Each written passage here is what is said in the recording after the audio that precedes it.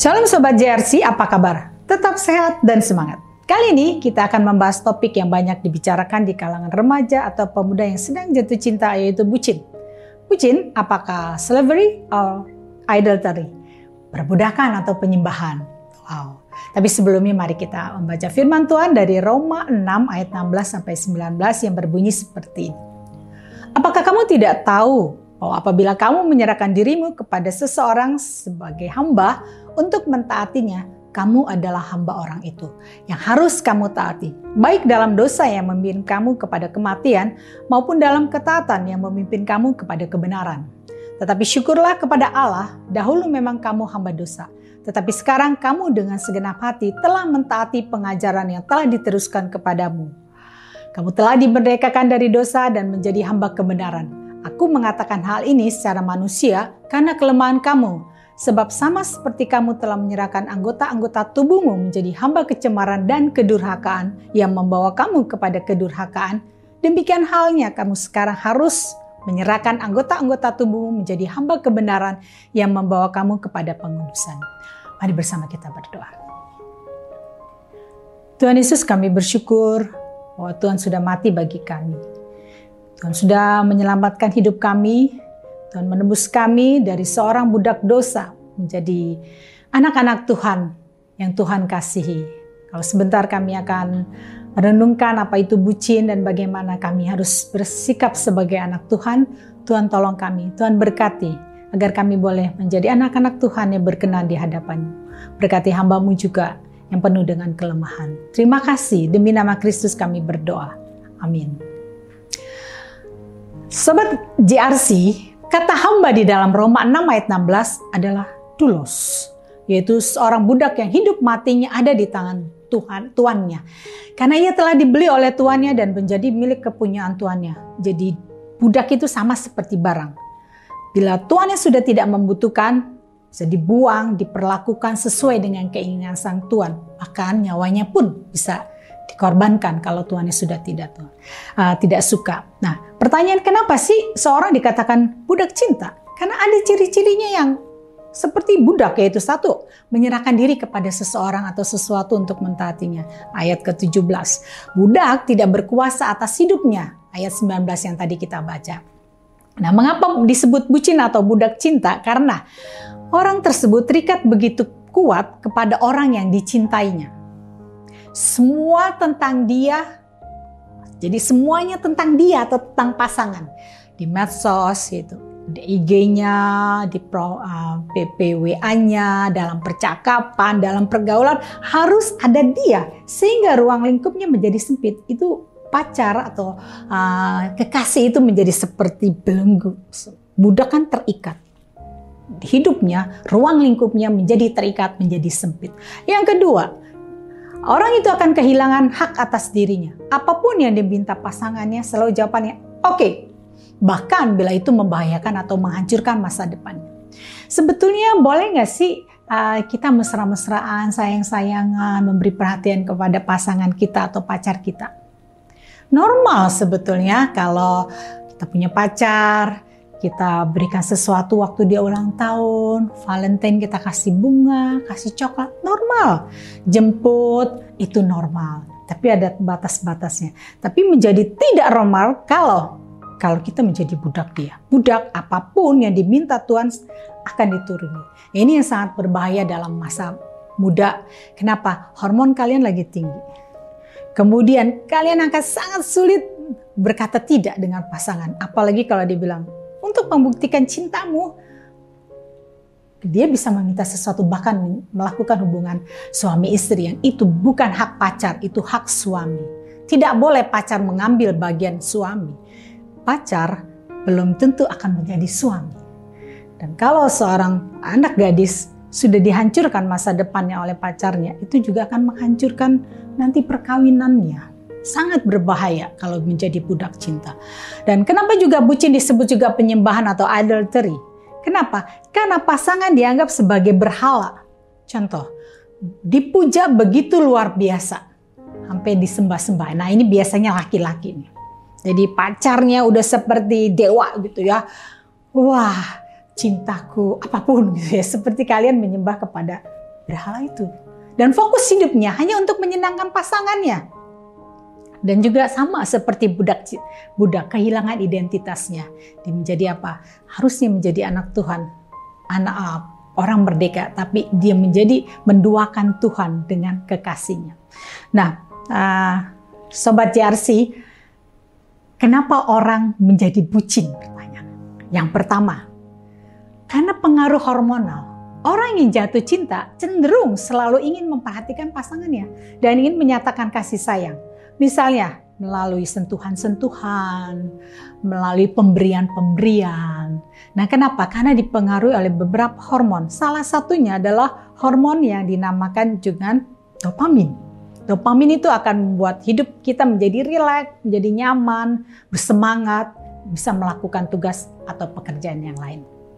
Nah, jadi nggak heran kalau orang lagi pacaran, diminta apapun sama pacarnya mau. Ya, contoh, bila anak pria atau pemuda yang baru pulang kuliah atau pulang kerja capek karena tadi ada di kantor dimarahin bos, atau kalau lagi kuliah tadi kuliahnya begitu berat, ujian nggak bisa, tapi tiba-tiba pacarnya telepon.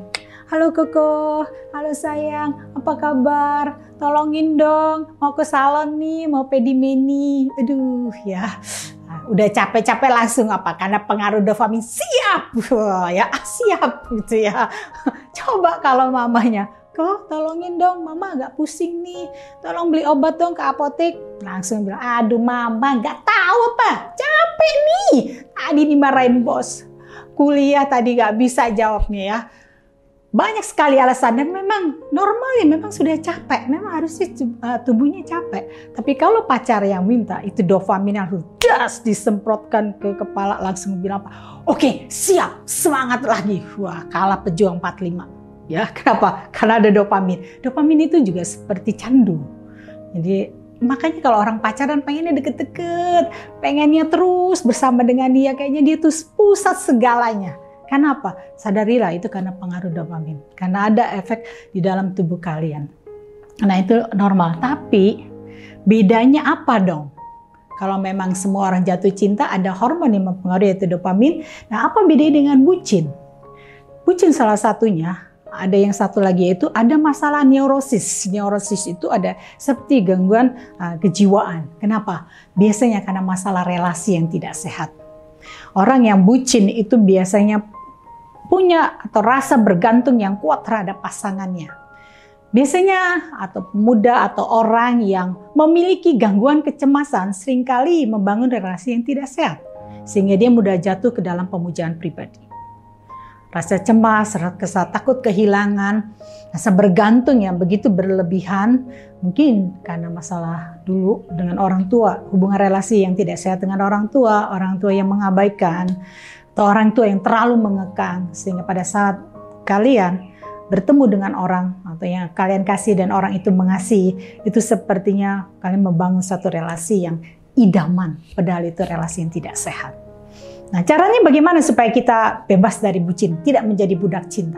Yang pertama, mindset Sobat JRC harus mindsetnya adalah kita hamba Allah, bukan hamba manusia. Kita anak Tuhan. Rasul Paulus mengatakan dalam kitab Roma yang tadi kita baca, manusia telah jatuh dalam dosa dan menjadi budak dosa. Budak berarti manusia terikat kepada dosa.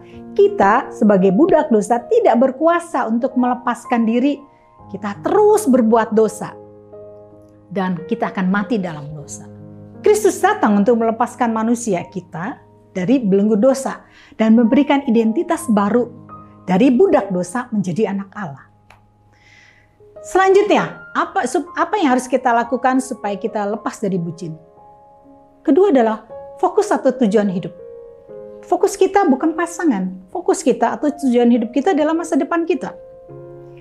Jadi saran saya kalau ada yang masih pacaran, guys, jangan cuma pacaran. Hei, lihat sekolahmu, ya. Apalagi kalau nilainya masih baru solasi gitu ya. Kalau sudah 10,98 masih oke. Ini lebih baik fokuslah pada pelajaran. Kembangkan kemampuan berelasi dengan teman sebaya. Ini penting. Kenapa? Karena kalau pacaran kalian hanya membatasi pergaulan. Pacaran kita hanya satu orang. Kita tahu bagaimana temperamen ya satu kita kenal. Kalau dia marah cuma tahunya itu. Nah, kalau kita punya banyak teman, baik itu yang sejenis maupun lawan jenis, itu akan memampukan kalian punya keterampilan berrelasi yang nanti akan kalian butuhkan pada saat kalian dewasa, pada saat kalian membangun karir. Ditambah resiko apa? Pacaran pada saat masih SMA, apalagi SMP gitu ya. Kalian akan mudah cenderung jatuh di dalam dosa perzinahan yang akan menghancurkan masa depan kalian. Nggak heran ada pernikahan dini.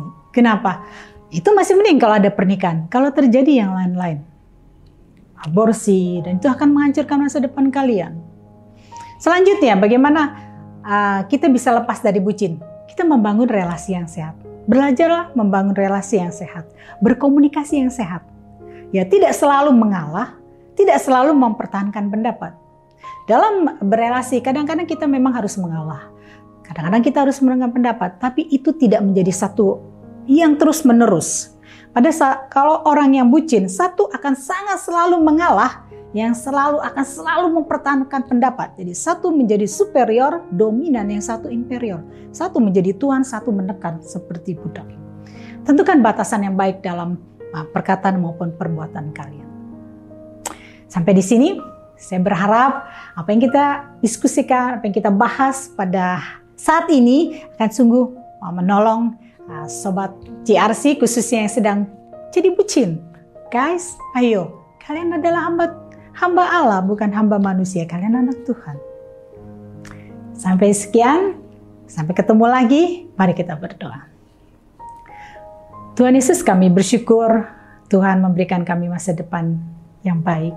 Tolong kami mempergunakan waktu yang Tuhan berikan, agar waktu yang Tuhan karuniakan boleh kami isi dengan segala sesuatu persiapan kami untuk kami menjadi dewasa.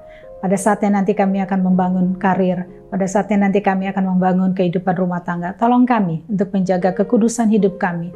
Tolong kami untuk tidak menjadi budak siapapun, tapi kami adalah partner yang sepadan. Saling menghormati, saling mengasihi. Terima kasih Bapa, demi nama Kristus kami berdoa. Amin. Sampai jumpa.